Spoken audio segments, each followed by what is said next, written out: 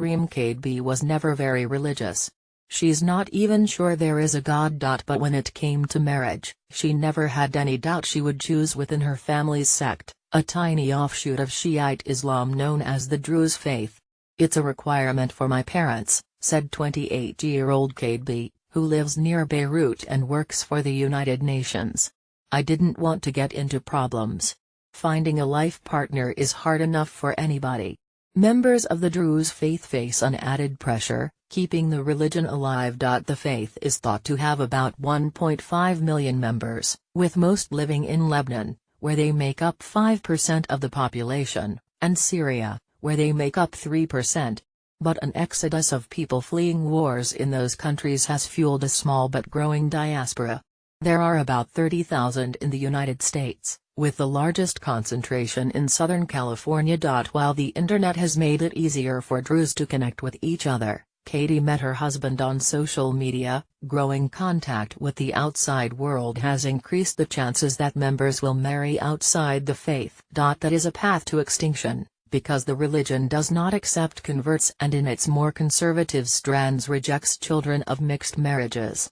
In the modern day, there's a lot more tolerance and acceptance, but for the ones who truly follow the faith, once a person marries a non-Druze, they took the decision of leaving the faith, said Daniel Halabi, a 22-year-old sheikh, or religious leader, who lives in Chicago. The religious laws are clear. And so the future of the Druze faith may depend not only on pairing up its youth, a community effort, but also on whether the religion itself can make accommodations to the modern world. As religions go, the Druze faith is not especially old, having been formed roughly 1,000 years ago.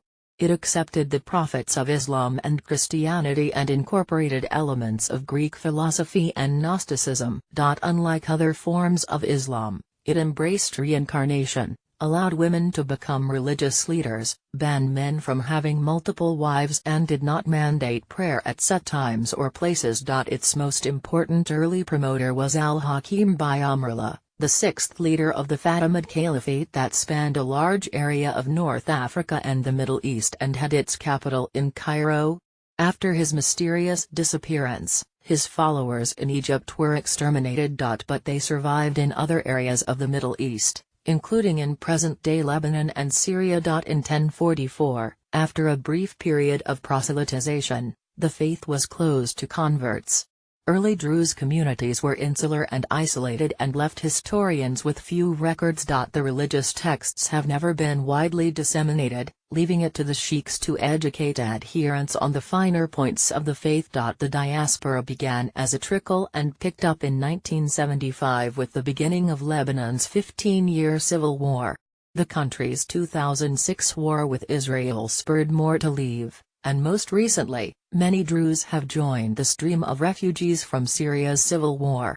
As Druze members have branched out, many have lost touch with the religion, raising existential questions about its future. Very few of them have an in-depth understanding of their dogmas, said Chad Qasim Radwan, an anthropologist of Lebanese Druze descent who wrote a doctoral dissertation for the University of South Florida on Druze identity in Lebanon. How do you preserve your heritage? This is truly the seminal issue of the Druze community. He and most Druze who care give the same answer: marriage. Marrying outside the faith is a betrayal that is not easily forgiven. Our children always ask me, why do we have to marry a Druze? What if I fall in love with someone not Druze? Said Anita Dakdauk, who was born into a Lebanese Druze family in Venezuela and now lives in Valencia, where she and her Druze husband run a coffee company. I tell them, don't think about yourself only, because there is family involved. Those who stray are often ostracized by their families and sometimes by the larger community. In one instance Radwan found in his research, a Druze man was going to marry a woman of Shiite and Christian heritage. When the neighbors found out, they visited his parents to express condolences on the loss of their son, as if he had died. In a case that made headlines 4 years ago, a Druze woman and Sunni man from northern Lebanon eloped.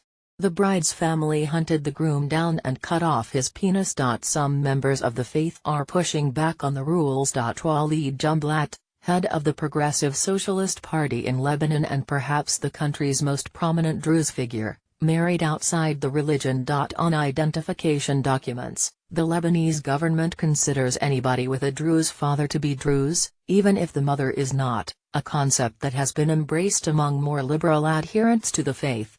Yes, they are Druze, said Hussein Slim, a Druze resident.